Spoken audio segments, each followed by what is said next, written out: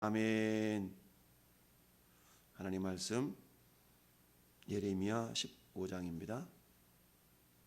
예레미야서 15장 1절에서 10절에서 21절 말씀, 10절에서 21절 교독합니다. 내게 재앙이로다 나의 어머니여, 어머니께서 나를 온 세계에 다투는 자와 싸우는 자를 만날 자로 낳으셨도다. 내가 꾸어주지도 아니하였고 사람이 내게 꾸이지도 아니하였건만은 다 나를 저주하는도다. 여호와께서 이르시되 내가 진실로 너를 강하게 할 것이요 너에게 진실로 내 원수로 재앙과 환난의 때에 네게 간구하게 하리라. 누가 능히 철 곧 북방의 철과 놋을 꺾으리요? 하나 내 모든 죄로 말미암아 내 국경 안의 모든 재산과 보물로 값없이 탈취를 당하게 할 것이며 내 원수와 함께 네가 알지 못하는 땅에 이르게 하리니 이는 나의 진노의 맹렬한 불이 너희를 살리려 함이라. 여호와여 주께서 아시오니 원하건대 주는 나를 기억하시며 돌보시사 나를 박해하는 자에게 보복하시고 주의 오래 참으심으로 말미암아 나로 멸망하지 아니하게 하옵소서. 주를 위하여 부끄러움을 당하는 줄을 아시옵소서. 만군의 하나님 여호와시여 나는 주의 이름으로 일컬음을 받는 자라. 내가 주의 말씀을 얻어먹었사오니 주의 말씀은 내게 기쁨과 내 마음의 즐거움이오나 내가 기뻐하는 자의 모임 가운데 앉지 아니하며 즐거워하지도 아니하고 주의 손에 붙들려 홀로 앉아싸우니 이는 주께서 분노로 내게 채우셨음이니라. 나의 고통이 계속하며 상처가 중하여 낫지 아니함은 어찌 됨이니까? 주께서는 내게 대하여 물이 말라서 속이는 신에 같으시리까? 여호와께서 이와 같이 말씀하시되 네가 만일 돌아오면 다시 이끌어 내 앞에 세울 것이며 내가 만일 헛된 일을 버리고 귀한 것을 말하면 너는 나의 입이 될 것이라. 그들은 네게로 돌아오려니와 너는 그들에게로 돌아가지 말지니라. 내가 너로 이 백성 앞에 견고한 놋 성벽이 되게 하리니 그들이 너를 칠지라도 이기지 못할 것은 내가 너와 함께하여 너를 구원하여 건짐이라. 여호와의 말씀이니라. 내가 너를 악한 자의 손에서 건지며 무서운 자의 손에서 구원하리라. 아멘. 고백합시다. 위로하시는 하나님. 하나님이 예레미야 선지자를 불러서 사역자를 삼으셨다. 이 시대적인 배경을 생각해 보자고 늘 얘기를 하죠. 시대적인 배경이 요시야 왕 시대였다. 요시야 왕의 아버지는 아몬이었고 할아버지는 므낫세였고 증조 할아버지는 히스기야 왕이었다라고 했습니다. 그런데 므낫세는 히스기야가 15년의 생명을 연장받았던 그 시기에 태어난 아들이었는데 어떻게 양육했는가에 대해서는 나타나 있지 않지만 아버지 신앙을 본받지 않고 오히려 우상의 소굴로 남쪽 유다를 만들었기 때문에 그 죄악이 그야말로 55년 동안 통치를 했는데 그 통치 기간이 그야말로 하나님 보실 때에 악을 행하는 우상을 전국적으로 다 섬기게 하는 그런 어떤 악행을 저질러서 하나님이 남쪽 유다를 멸망시키게 되는 결정적인 역할을 하게 됐다. 그런데 우리 하나님 이 뒤에 우리 예레미야 29장을 통해서 말씀하신 것처럼 내가 너희를 향한 나의 생각을 내가 하나니 재앙이 아니라 평안이요 장래에 소망을 주려는 것이니라 라는 말씀을 우리가 알고 있듯이 하나님께서 징계를 선포하시고 저주를 선포하시는 데는 그만큼 회개하고 돌아오라라는 그런 어떤 역설적인 그런 표현인 거죠.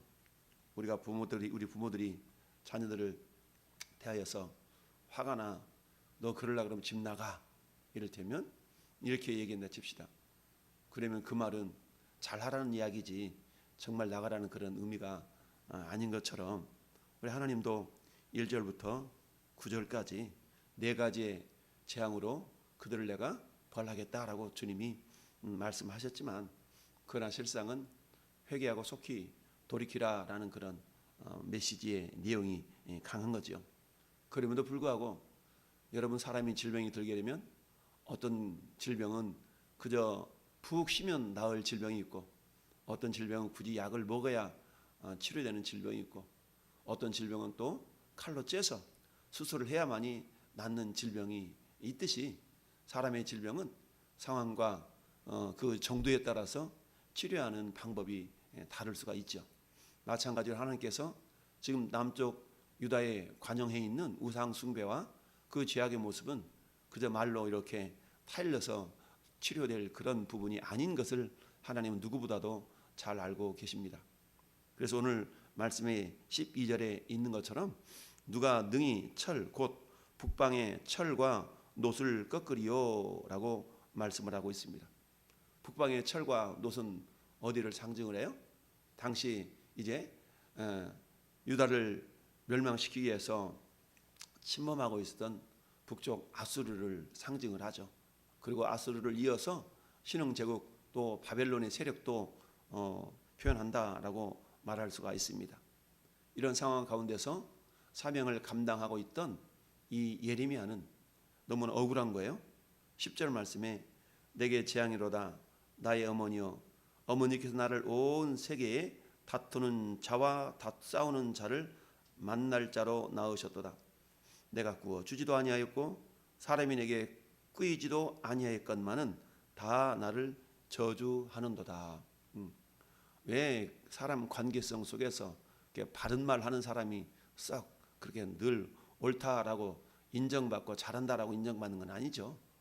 어떤 사람이 흠이 있고 잘못된 길로 가고 있을 때에 그 길을 잘못됐다고 지적하고 그러면 안 된다고 얘기할 때 그것은 그 말이 맞음에도 불구하고 그 말을 지적받는 사람 입장에서는 괜히 화가 나고 분이 나는 그런 경우를 우리 인간의 죄성 때문에 있는 것을 보게 됩니다.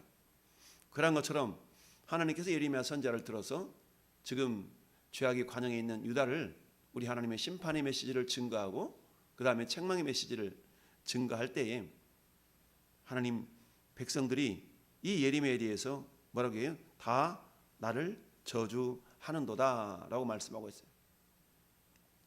하나님의 말씀에 의해서 바른 말씀을 증거하고 돌이킬 것을 이렇게 메시지를 전하고 있음에도 불구하고 그 말을 바로 받아들이지 못하고 그야말로 여전히 죄악의 일을 행하고 있는 그들은 예레미야를 오히려 저주하고 오히려 힘들게 하는 그런 모습이 나타났던 것입니다. 여기에 대한 하나님의 메시지는 뭐예요? 너가 그렇게 말을 전하는 것은 당연한 것이다. 우리 한번 1장으로 한번 가볼까요? 1장으로 가면 그런 말을 하고 있죠. 1장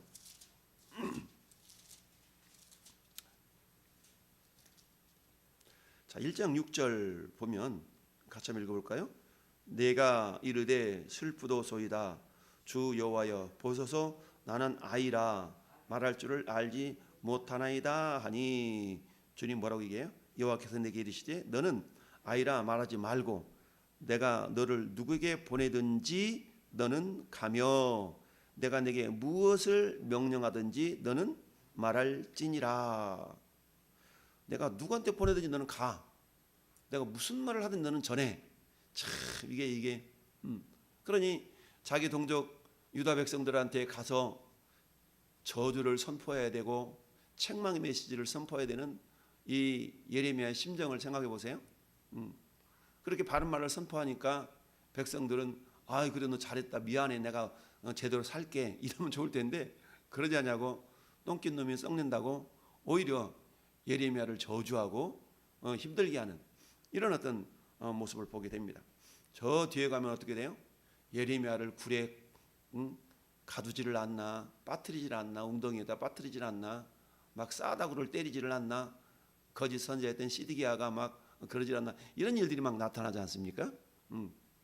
이거는 예레미야가 적당하게 타협하고 백성들에게 귀에 달콤한 메시지를 전했더라면 그러지는 않고 오히려 칭찬받았을 터인데 하나님이 전하라고 하시는 말씀만 전하다 보니까 이런 어떤 어려움과 안타까운 현실을 맞닥뜨리게 된 거예요. 그래서 이런 상황을 하나님 앞에 어찌 보면은 탄식하는 탄식이요 어찌 보면은 너 왜 이래 됩니까? 라고 투정 아닌 투정을 부리는 모습을 보게 되는데요. 그러자 하나님께서는 내가 진실로 너를 강하게 할 것이다. 할렐루야. 강하게 할 것이다. 내가 너에게 복을 받게 할 것이다. 내가 진실로 내 원수로 재앙과 환난의 때에 네게 간구하게 하겠다. 이 세 가지로 말씀하시면서 위로해 주시는 것을 보게 됩니다. 너를 강하게 할 것이다. 여러분, 내가 강하면 상대방이 나를 공격해도 내가 무너뜨려지지 않고 이길 수가 있겠죠. 이처럼 하나님께서 내가 너를 강하게 하겠다. 그리고 너에게 복을 받게 하겠다. 뿐만 아니라 오히려 네 원수가 너한테 와서 나를 좀 살아나게 해달라고 도움을 요청하게 하겠다.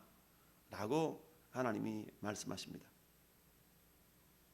그러면서 이제 하나님의 심판이 나타나게 되는데 북쪽 아수르와 그 다음에 신흥제국 바벨론을 통하여서 남쪽 유다를 심판하고 그들에게 70년의 포로 생활을 겪게 한 다음에야 그들이 정신 차리고 다시 돌아올 수 있는 그런 어떤 병의 강도가 그렇다라는 얘기죠.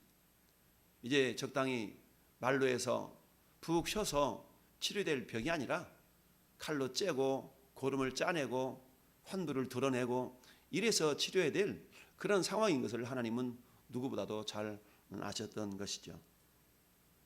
그 칼과 몽둥이와 방망이가 북쪽에 있는 아수르요 그리고 바벨론 세력이었다라는 겁니다. 그러면서 하나님께서는 15절에 14절에 탈취를 당하게 하며 내 원수와 내가 알지 못하는 땅에 이르게 하겠다. 그러니까 예레미야도 어떻게 붙잡혀 가게 하신다는 얘기죠. 이는 나의 진노의 맹렬한 불이 너희를 사르려 함이니라. 이미 임계치를 넘어갔다라는 얘기죠. 그래서 예레미야가 다시 또 하나님께 기도합니다. 여호와여 주께서 하시오니 원하건대 주는 나를 기억하시며 돌보사 나를 박해하는 자에게 보복하시고 주의 오래 참으심으로 말미암아 나로 멸망하지 아니하게 하옵시며 주를 위하여 내가 부끄러움을 당하는 줄을 아시옵소서. 주님, 이게 순전히 주님이 시켜서 온 거예요. 알았죠? 말하면 이런 겁니다. 만군의 하나님 여호와시여 나는 주의 이름으로 일컬음을 받는 자라. 이런 자부심이 있는 거죠. 하나님, 제가 누굽니까? 저 말씀 순종하다가 이런 어려움 겪고 있으니까 하나님 알아서 책임져 주세요. 이런 거죠. 애매하게 자기가 잘못을 저지르다가 죄를 저지르다가 고난을 당한들 할 말이 없지만 그러나 자기는 지금 어때요? 하나님의 말씀에 순종해서 자기 동족 유다 백성들에게 심판의 메시지를 선포하고 이러는 가운데 오히려 그 백성들로 하여금 저주와 멸시와 조롱과 그런 환난을 당하게 되는 그런 어떤 모습 앞에서 하나님, 나는 당신의 이름으로 일컬음 받는 자입니다. 내가 주의 말씀을 얻어먹었사오니 주의 말씀은 내게 기쁨과 내 마음의 즐거움입니다. 제가 어떻게 살았는지 주님 아시잖아요. 내가 기뻐하는 자의 모임 가운데 앉지 아니했고 즐거워하지도 아니했고 주의 손에 붙들려 홀로 앉아싸우니 이는 주께서 분노로 내게 채우셨음이니라. 그러니 이 예레미야를 하나님의 어떤 분노의 통로로 사용하시니까 예레미야 입장에서는 얼마나 힘들고 어렵겠어요. 만일 전에 여러분들을 하나님 이렇게 쓰시겠다 그러면 우리가 어떻게 하겠어요? 하나님 싫어요 그러지 마세요. 아마 이럴 수도 있겠죠. 그저 힘들지 않는 그런 하나님의 그릇으로 우리가 쓰임받기를 원하지 어떤 사람이 환난으로 역경으로 그렇게 처해가면서 쓰임받기를 원하겠습니까? 우리가 지난 주일 말씀 살펴봤던 것처럼 1차 전도여행 당시에 사도 바울이 이고니온에서 돌로 쳐서 그냥 죽을 지경에 이르게 되고 이런 환난을 겪으면서 복음을 전해야지 이런 사람이 어디 있겠어요? 그렇지만 복음을 전하다 보니까 유대인들에 의해서 오히려 동족에게 그런 돌로 침을 당하고 멸시를 당하고 모욕을 당하고 이런 일을 겪는 거 아니겠어요? 그럼에도 불구하고 어때요? 사도 바울은 주님께로 받은 그 사명이 어떤 것인가를 깨달았기 때문에 그런 환난을 이겨낼 수 있었던 거 아니겠어요? 우리도 마찬가지입니다. 에레미야가 이런 고난의 상황 속에서도 그 고난을 이겨낼 수 있었던 것은 분명한 하나님의 소명의식, 하나님께서 부여하신 사명을 알았기 때문에 견뎌낼 수가 있었던 겁니다. 전에 여러분들도 마찬가지입니다. 하나님께서 분명히 나를 부르시고 나를 사용하신다는 분명한 확신이 있다면 우리가 어떤 어려움 속에서도 우리가 힘들기는 하지만 주님이 나와 함께 하시지, 주님이 나를 건져주시지 라는 믿음으로 그걸 어때요? 꾸역꾸역 이겨내는 겁니다. 마치 저 뒤에 피투성이라도 깨어있어라, 피투성이라도 살아있어라 라는 말씀이 이제 뒤에 나오지 않습니까? 그런 것처럼 하나님께서 사명을 다하기까지는 네가 비록 힘들지만은 네가 이겨내야 된다. 내가 너와 함께하고 있다. 너를 강하게 할 거야. 어떻게 강하게 하신다고 그랬어요? 내가 너로 이 백성 앞에 견고한 놋 성벽이 되게 하겠다. 보통 성은 뭘로 쌓아요? 흙이나 돌로 쌓죠. 그런데 놋 성벽으로 쌓는다는 얘기는 그만큼 하나님께서 강하게 해주시겠다. 하나님께서 보호자가 되게 해주시겠다라는 그런 약속의 말씀 아니겠습니까? 내가 너로 이 백성 앞에 견고한 놋 성벽이 되게 하리니 그들이 너를 칠지라도 이기지 못할 것은 내가 너와 함께하여 너를 구원하여 건짐이라 여호와의 말씀이니라. 그렇습니다. 오늘 이 시대에 하나님은 예레미야처럼 우리를 직접 사용하실 수도 있지만 그러나 그와 같은 믿음의 분량이 이르지 못한 사람들에게는 하나님 그렇게 사용하지 않죠. 하나님 우리의 믿음의 분량대로 사용하시는 줄 믿습니다. 우리는 흔히 그런 두려움에 사로잡히는 경우도 없지 않아 있죠. 하나님 갑자기 나를 저 중동이나 저 남미로 선교사 보내면 어떡하지? 이런 어떤 염려한 염려를 하는 경우도 있거든요. 왜 간증들을 보면 막 그런 염려들이 하잖아요. 그런데 사람이 감당치 못할 시험당함을 하나님은 허락하지 않는다라고 고린도전서 10장 13절에 말씀하고 있죠. 만약 내가 그런 상황이 된다면 하나님은 감당할 수 있는 힘과 능력과 믿음을 더해 주시라고 믿습니다. 우리에게 당하고 있는 이 현실은 내가 감당할 만하기 때문에 그것을 하나님이 허락하신 겁니다. 오늘 예레미야도 역시 마찬가지.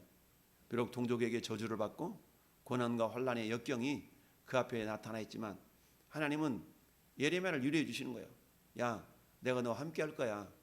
내가 너를 놋 성벽이 되게 할 거야. 내가 너를 강하게 할 거야. 적들이 너를 이기지 못하게 할 거야. 라고 하시면서 우리 하나님께서 예레미야를 위로해 주시는 걸 보게 됩니다.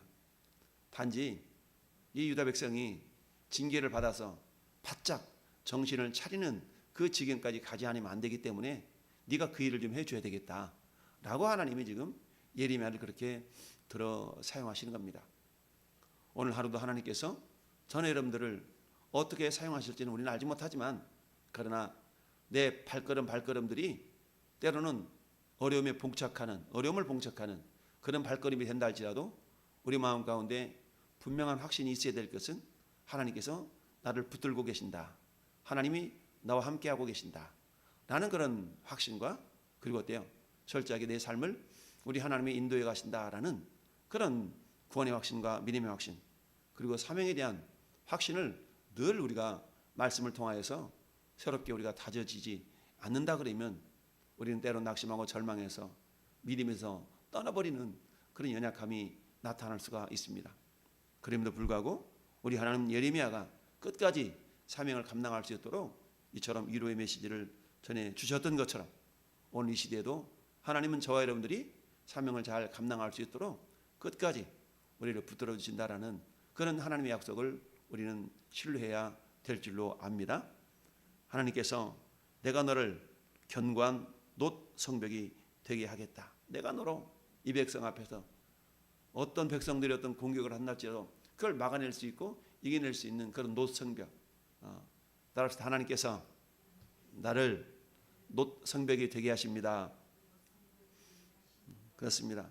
뿐만 아니라 내가 너를 악한 자의 손에서 건지며 무서운 자의 손에서 구원하리라 라고 약속해 주십니다. 오늘 한날 우리의 삶 속에 주님의 인도하심과 주님의 구원하심과 주님의 보호하심이 우리 삶의 현장 가운데서 넉넉하게 나타날 수 있기를 예수님 이름으로 축원을 드립니다. 아멘.